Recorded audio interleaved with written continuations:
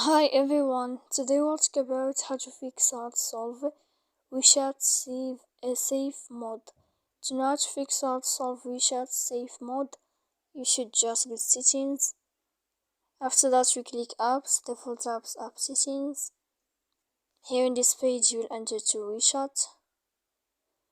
When you'll find this page of app info, you will click on first stop and you click OK. Here we go to click on storage. After that, we click clear cache.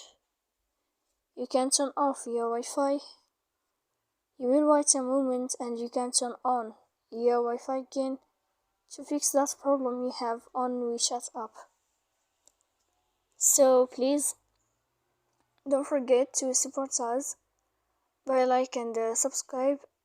See you next time in another video, and thank you for your attention.